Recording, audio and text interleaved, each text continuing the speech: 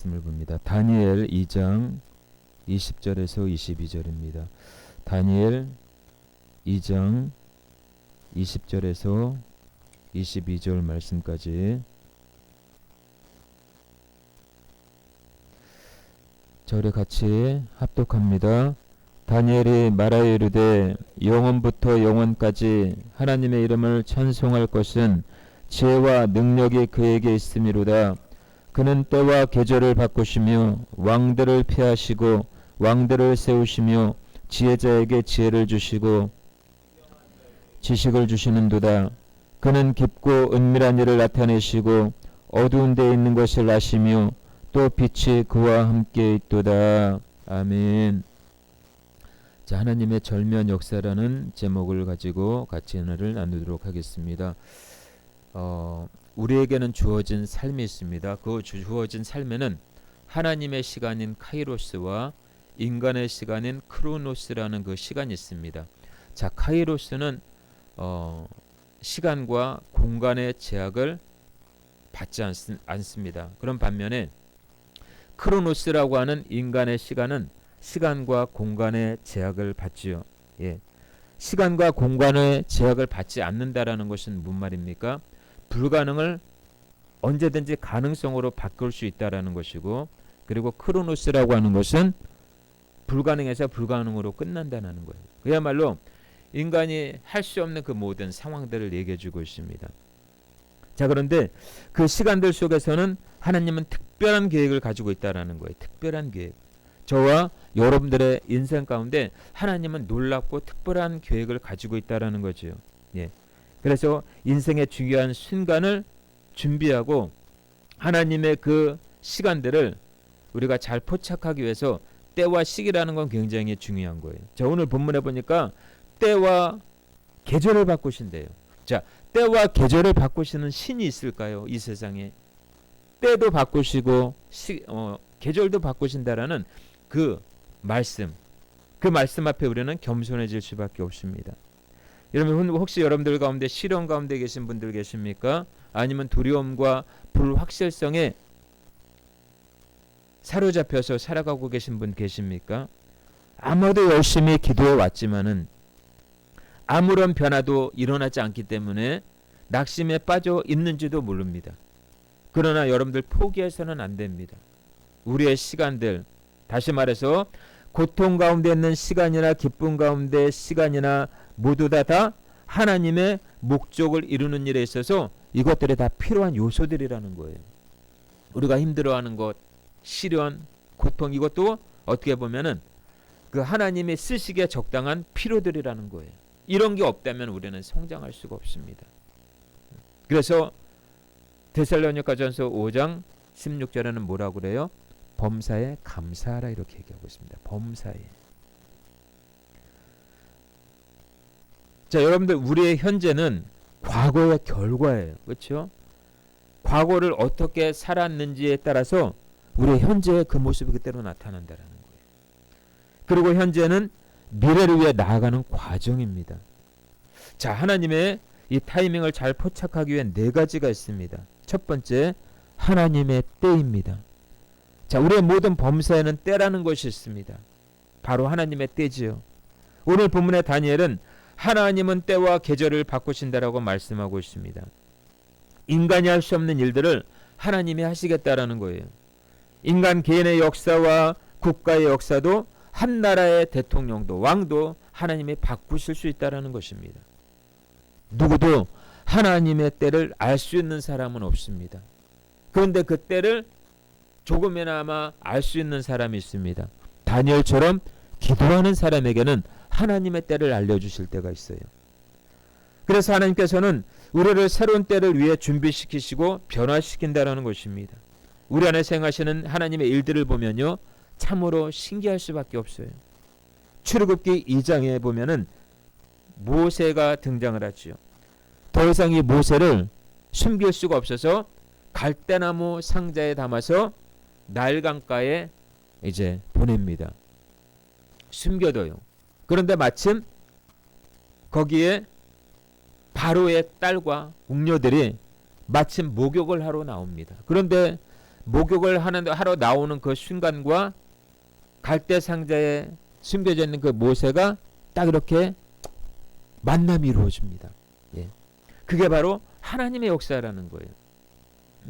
하나님의 역사.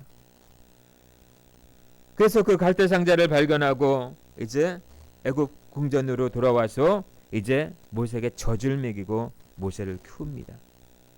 자, 이것이 바로 하나님의 역사요, 하나님의 때라는 것입니다. 여러분, 우리 인생 가운데는 하나님의 때가 반드시 있다라는 거예요. 하나님의 때. 순간순간 하나님의 섭리와 뜻 안에서 인간의 역사는 써내려가는 것입니다. 주어진 운명이라고 해도요, 뒤바뀌는 운명이 하나님의 손에 있습니다. 할렐루야. 그래서 우리는 운명대로 살아가는 운명론적 존재가 아니라 얼마든지 운명을 바꿀 수 있는 하나님의 손에 의해서 창조적 삶을 살아갈 수 있는 필연적 존재라는 것을 잊지 말아야 돼요. 그렇기 때문에 하나님의 말씀을 듣고 지킨다라는 것은 하나님의 때를 잘 포착할 수 있는 기회예요. 그리고 그 하나님의 때가 차기까지 하나님은 우리를 변화시켜 가신다라는 거예요. 그때에 맞춰 우리가 수긍하도록 하나님은 우리를 훈련해 가십니다. 그 변화시켜가는 과정 속에서 고통도 있습니다. 고난도 있어요.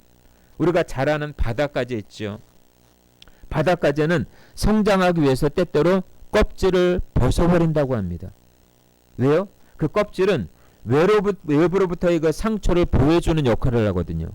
그래서 가재는 성장할 때마다 그 겉껍질을 벗어버려야만 돼요.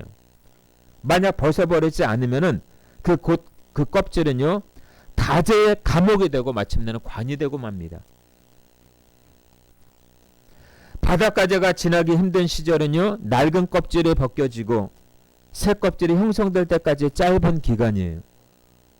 이 상처를 입기 쉬운 기간 동안 어쩌면 이 바닷가재는 두려움에 떨지도 모릅니다.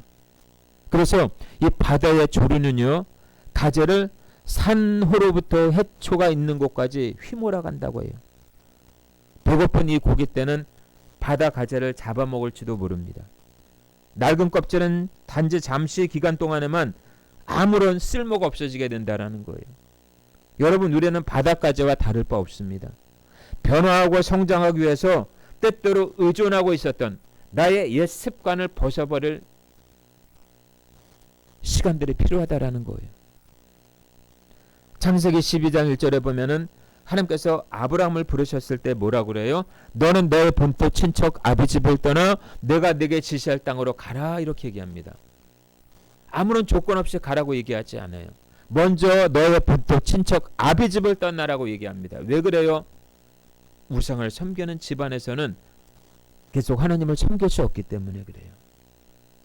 출애굽기 3장에 하나님께서 모세를 부르셨을 때 하나님은 네 발에서 신을 벗으라, 이렇게 얘기합니다. 네 발에서 신을 벗으라고 얘기합니다. 우리가 신고 있는 이 발, 신발을 벗으라는 말이 아니에요. 네가 그동안 몸담았던 세상살이, 세상에서 몸담아 있었던 그 자기 중심적인 그 삶에서 벗어나라는 거예요. 모세가 구하고 있던 것이 바로 우상이 거주하는 곳입니다. 그동안 하나님 없이 살아온 날들, 모세가 구하던 것이 바로 애굽 사상의 신격화된 곳이에요. 신약의 사도 바울은 어떻습니까? 사도행전 9장에 보면은 예수님을 다메섹 도상에서 만났을 때에 눈의 비늘이 먼저 벗겨졌어요. 눈의 비늘이 벗겨지기 전까지는 남을 정죄하고 판단하게 이르렀던 사람이에요. 그렇지만 그가 비늘이 벗겨졌을 때 사람 보는 눈이 달라졌습니다. 미워했던 사람을 용서의 사람으로 바뀌어지고요. 그리고 정말 영혼을 깊숙이 사랑하는 그런 마음의 사람으로 바뀌어졌다라는 것입니다. 우리는 하나님께서 우리에게 따라오라고 명령하실 때 우리는 변화되고 위험을 무릅쓰고 성장하고 그리고 우리의 옛 껍질을 뒤에 남겨둬야만 한다라는 것입니다. 우리도 어쩌면 바닷가재처럼 새 껍질만을 좋아할 수도 있어요. 새 껍질을 얻기까지의 고통의 과정은 싫어할 수도 있다라는 것입니다. 그러나 하나님의 시간이야말로 우리에게 위대하고 막강한 영향력을 주는 것은 당연한 거예요. 우리의 삶 가운데 여러분, 하나님의 타이밍을 잘 포착하기 위해서는 지금 내가 버려야 될 것이 무엇인지를 알아야 돼요. 그것이 욕심일 수 있습니다. 그것이 체면일 수 있습니다. 그것이 나의 자만일 수 있습니다. 그것이 나의 어떤 그 세상적인 성공일 수가 있다라는 거예요. 거기에 자꾸 의지하다 보니까 하나님이 보이지 않는 거예요. 사람을 의지한다던가 아니면 물질을 의지한다던가 우리 자신의 힘으로 무엇을 이루려고 하는 이 모든 것들은 하나님의 때를 놓칠 수 있다라는 거예요. 그러므로 하나님의 때를 놓치지 않기 위해서는 우리는 하나님의 말씀을 늘 묵상해야만 합니다. 우리의 삶에는 심을 때가 있고 거둘 때가 있어요. 때로는 내가 원했던 일들이 이루어지지 않을 때도 있습니다. 그럼에도 불구하고 하나님을 신뢰할 수 있기를 주의 이름으로 축원합니다. 소망하는 일들이 우리에게 이루어지기까지 끝까지 인내하시기를 주님의 이름으로 축원합니다. 두 번째는 완성의 때입니다. 자, 성령께서 변화를 가져오실 때 우리는 하나님과 함께 변화할 준비가 되어 있어야 돼요. 오늘 본문의 22절에 보니까 우리 22절 같이 한번 읽어볼까요? 다니엘 2장 22절. 자, 같이 읽어봅니다. 시작.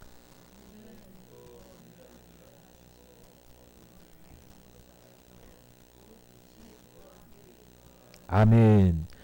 자, 하나님은 깊고 은밀한 일을 나타내시고 어두운 가운데 있는 것을 하신다고 말씀하고 있습니다. 때로는 우리가 열심히 일하고도 결실을 거의 거두지 못할 때도 있습니다. 어쩌면 변화의 때가 왔는데도 불구하고 우리에게 믿음이 없어서 완성의 단계에 이르지 못할 때도 있어요. 우리가 알지 못하는 그 은밀한 일들은 하나님께서 우리의 삶을 통해 나타내십니다. 어두운 가운데 행한 일들도 하나님이 기억하셔요. 우리는 지난주에 있었던 일도 잊어버립니다. 어제 일들도 잊어버릴 수가 있어요. 근데 하나님은 우리가 태어날 때부터 지금까지 일거수일투족 다 기억하신다라는 거예요. 남 모르게 눈물 흘렸던 그 시간들, 남 모르게 주님 때문에 핍박받았던 그 시간들, 남들 모르게 희생했던 그 시간들 하나하나 주님은 기억하신다라는 것입니다. 여러분, 신앙생활은 오랜 세월을 통해서 하나님의 은혜의 깊이와 넓이와 높이를 알아가는 것입니다. 그래서 때로는 오랜 세월의 기다림 끝에 하나님을 만난다라는 것은 축복 중에 축복이 아닐 수 없어요. 성경은 살아계신 하나님의 말씀입니다. 성경 66권 안에는 하나님의 비밀이 숨겨져 있습니다. 특별히 요한복음 5장에 보면 베데스다 연못가에 38년 된 병자가 등장하지요. 이 38년이라는 숫자는 영적인 의미가 있습니다. 이 30이라는 숫자는 따라서입니다. 숙성되다, 그런 의미가 있어요. 그리고 8이라는 숫자는 생명이라는 숫자 의미가 있습니다. 그렇기 때문에 이 38년의 의미는 오랫동안 기다림 끝에 생명을 얻었다라는 것을 추측할 수가 있어요. 그래서 모세 오경의 의미는 오랫동안 믿음 생활을 의미하기도 합니다. 그런 후에야 비로소 하나님의 말씀을 제대로 알고 깨닫게 되는 것이고 말할 수 있다라고 장담할 수가 있습니다. 이 38년이라는 것, 이 38년은 구약에 돌아가서요, 구약 성경으로 돌아가서 출애굽 때 이스라엘 백성들이 율법을 받은 적이 있습니다. 율법을 받은 후에 가나안에 들어갈 때까지 기간이 바로 38년이에요. 따라서 신약에 등장하는 이 38년 된 이 병자는 참된 신앙의 결핍으로 인해서 영적으로 혈기 마른 자와 같이 되어버린 당시의 백성을 상징한다라고 볼 수 있어요. 동시에 오늘날 우리의 각자의 모습이기도 합니다. 38년 된 병자가 예수님을 만났을 때 그때가 바로 하나님의 때인 것입니다. 여러분, 그래서 우리는 이렇게 기도할 필요가 있어요. 주여, 따라서 합니다. 주여, 나의 삶에 거룩한 변화를 주시옵소서. 아멘. 여러분, 원수마귀는 변화가 다가오는 것을 봅니다. 그렇죠? 우리에게 변화가 다가오는 것을 마귀는 봐요. 자신에게 하나님의 일을 중단시킬 수 있는 아무런 방법이 없음도 알아요. 그럼에도 불구하고 사단은 길을 쓰고 달려든다라는 것입니다. 이 사탄은 자기가 하나님의 일들을 멈추게 할 수는 없지만 우리에게 실망이나 불평이나 불신이나 냉담함이나 자기 만족을 통해서 하나님의 사람들을 멈추게 할 수는 있다라는 거예요. 그래서 우리는 이런 일들을 허용해서는 안 된다라는 것입니다. 여러분, 우리가 겪는 어려움의 시간들이 실패가 아니라 훈련과 준비의 시기라는 것을 깨닫게 되시길 주의 이름으로 축원합니다. 그리고 하나님께서 지금이 변화의 때라고 말씀하실 때 우리는 하나님의 완성의 때를 향해서 나아가야 합니다. 자, 하나님께서는 환경과 상황을 뒤흔드셔서 우리를 안락한 지대로부터 이끌어내신 후에 사물들을 재편성하시게 하여 재편성하신다라는 거예요. 그래서 우리는 때로는 어때요? 그냥 여기가 좋사오니 이러죠. 그냥 나에게 주어진 환경이 좋을 때가 있어요. 좀 더 하나님은 변화의 시도를 원하는데 우리는 변화의 시도조차 하지 않은 채 그냥 그 자리에서 안주하기를 원한다라는 거예요. 마치 이스라엘 백성들이 애굽에서 탈출했어도 마음은 계속해서 애굽에 가 있는 거예요. 몸은 나왔지만은. 자, 우리의 모습 그렇지 않나요? 예수 믿고 구원받았긴 했지만은 아직도 우리의 본성은 아직도 세상에 가 있어요. 여러분, 이 가나안 땅이라고 하는 것은 하나님 없이는 살아갈 수 없는 땅입니다. 혹시 지금의 상황이 힘이 드신 분 계신가요? 애굽에서 가나안으로 이주할 때인 줄로 믿습니다. 젖과 꿀이 흐르는 땅으로 가야 할 때가 바로 지금 우리가 거하는 삶이 너무 무겁고 힘이 들 때라고 생각하는 그때인 줄로 믿습니다. 할렐루야. 세 번째로는요, 눈물의 훈련소예요. 눈물. 여러분, 하나님 앞에 눈물을 많이 흘릴 수 있기를 바랍니다. 할렐루야. 사람 앞에 눈물을 흘리면 왠지 약해 보이지만 하나님 앞에서는 눈물을 많이 흘려야 돼요. 그게 바로 강한 자가 될 수 있는 비결이에요. 여러분, 하나님은 우리를 너무나 사랑하셔요. 믿으십니까? 이것은 변함없는 진리예요. 그러나 방치해 두는 것은 사랑이 아니라는 거예요. 사랑하는 것만큼 방치해 둘 수가 없어요. 끊임없이 하나님은 우리를 훈련하시고요, 다듬으시고 마침내 천국 백성답게 세상을 변화시킬 수 있는 사람으로 이끌어 가신다라는 것입니다. 그래서 말씀으로 연단된 자는요, 눈물과 헌신으로 세상을 이끌 수 있는 리더십으로 설 수가 있어요. 우리가 잘 아는 요셉 있죠. 하나님은 요셉을 구원하시고 그냥 요셉으로 남겨두지 않았어요. 오해사게 만들고요, 실망하게 만들고, 그리고 억울함을 당하게 만들어요. 왜요? 그렇게 하면서 하나님의 사람으로 온전히 세워가기 위한 하나님의 과정이라는 거죠. 만약에 요셉이 감옥에 가지 않았다면은 그가 하나님의 역사를 알 수 있었을까요? 국무총리가 될 수 있었을까요? 하나님의 꿈이 있었어요. 요셉을 향한 하나님의 꿈이 있었어요. 그것은 뭐냐? 요셉을 애굽의 국무총리로 만드는 것이 하나님의 꿈이었어요. 자, 그렇다면 저와 여러분들을 향한 하나님의 꿈이 있다라는 거예요. 저는 여러분들의 꿈을 몰라요. 앞으로 뭐가 될지도 몰라요. 근데 하나님은 아신다라는 거죠. 총리가 되게 하기 위해서 하나님은 요셉을 먼저 마음부터 새롭게 하셨다라는 거예요. 이런 하나님이 뭔가 일을 시작할 때는 우리의 마음부터 새롭게 하시는 줄로 믿습니다. 용서하는 훈련, 담대함, 인내, 사랑, 긍휼, 이런 것들이 요셉을 진정한 요셉답게 만들었다라는 거예요. 다시 말해서 요셉은 하나님의 마음을 가진 자입니다. 자, 빌립보서 2장 5절에 이렇게 말씀하고 있어요. 너희 안에 이 마음을 품으라 곧 그리스도 예수의 마음이니. 여러분, 예수님의 마음을 가진 자는요, 진정한 눈물을 가진 자예요. 영혼을 위해 눈물을 흘릴 수 있는 자입니다. 우리가 잘 아는 아브라함도 모세도 다윗도 바울도 하나님께 훈련받아서 믿음의 위대한 영웅이 된 사람들이에요. 이들에게는 공통점이 있습니다. 눈물이 있었다라는 거예요. 눈물. 그것은 하나님 앞에 아름다운 눈물이었습니다. 여러분, 눈물의 기도가 없는 성도는 심령이 메말라 바른 성도예요. 눈물의 기도는 영혼을 맑게 할 뿐만 아니라 하나님의 시간대 타이밍을 잘 포착하는 사람입니다. 눈물이 모든 것을 말해줘요. 눈물은 진실을 말해줍니다. 눈물로 기도하는 성도를 마귀는 무서워해요. 저도 어쩔 때는 하나님 앞에 기도가 안 나올 때가 있어요. 그냥 눈물만 나올 때가 있어요. 근데 그 눈물을 하나님은 아신다라는 거죠. 사랑하는 종아, 사랑하는 아들아, 내가 다 안다. 그 말에 저는 위로를 받게 돼요. 여러분, 눈물의 기도는 하나님의 마음을 움직이십니다. 히스기야가 죽을 병에 걸렸을 때, 그가 벽을 낯으로 향해서 벽을 향해서 간절히 기도했을 때 하나님의 마음이 움직였습니다. 그리고 그 병에서 나음을 입었습니다.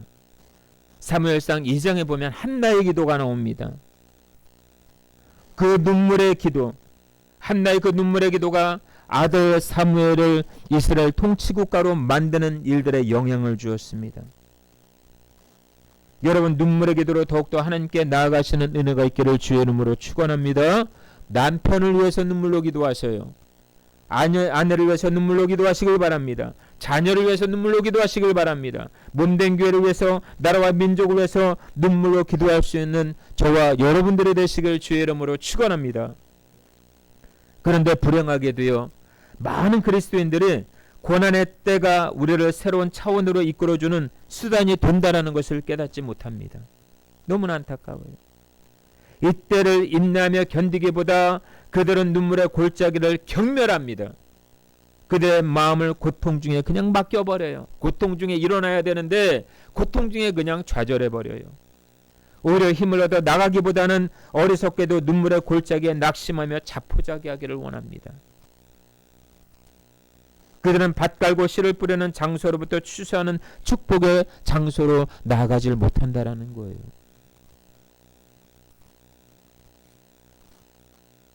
그들은 어쩌면 변화의 시기의 때에 변화의 시기를 놓칠 수가 있다는 거죠. 하나님께서 여러분의 삶을 통해서 하기 원하시는 새로운 일들에 여러분을 나아가게 하실 수 있도록 허용해 주시기를 바랍니다. 나를 맡기는 거예요. 하나님 앞에. 하나님은 우리를 한 새로운 카이로스의 시간으로부터 또 다른 시기로 나아가기를 바라고 계신다라는 것입니다. 그것은 우리의 부지런함과 성실함이 오게 된다라는 거예요. 여러분, 눈물로 여러분의 삶을 채워가시길 주의 이름으로 축원합니다. 마지막 네 번째로요, 변화의 문을 여는 열쇠입니다. 자, 하나님께서 하실 일이 있고 우리가 해야 될 일이 있어요. 우리는 전환기에 우리가 하기를 바라시는 일들을 해 나가야 합니다. 자, 가나안 땅에 들어가지 못하고 광야에서 사라져간 이스라엘 1세대, 그 사람들을 보아서 알 수 있듯이요, 완성의 때는 자동적으로 보장되는 것이 아니라는 거예요. 그만큼 우리의 헌신이 따르겠죠. 우리의 인생길에는 믿음이 요구됩니다. 믿음이 요구돼요. 우리는 언제나 믿음으로 움직이기 위한 준비를 해야 합니다. 하나님께서 주도하시는 변화의 시간들은 갑자기 찾아올 수도 있다라는 거예요. 우리가 믿음으로 준비되어 있지 않으면 안 된다라는 것입니다. 그래서 사탄은 우리가 목적지에 도착하지 못하도록 온갖 술수를 부린다라는 것을 여러분들 명심해야 합니다. 사탄은 교회로부터 하나님께서 성도들에게 주시기 원하는 결실들을 빼앗아가요.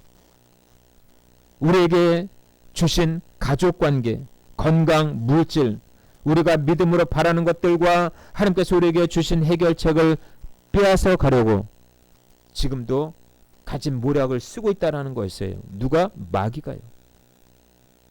여러분, 원수 마귀는 결코 쉽게 포기하지 않을 거예요. 저와 여러분들의 하나님 나라 그날에 가기 전까지, 주님 앞에 서는 그날까지는 원수 마귀는 포기하지 않을 거예요. 그러나 우리가 믿음으로 선한 싸움을 싸운다면 승리는 보장된 줄로 믿습니다. 우리가 하나님께서 주신 목적지를 향해 나아갈 때 하나님께서 그곳에 이미 계시다라는 것을 우리는 깨달아야 돼요. 하나님께서는 변화의 열쇠를 쥐고 계십니다. 그리고 그 변화의 열쇠를 어떻게 여는지도 아셔요. 그 변화의 열쇠를 우리에게 주셨어요. 그 변화의 열쇠가 바로 예수 그리스도 안에 있다라는 것입니다.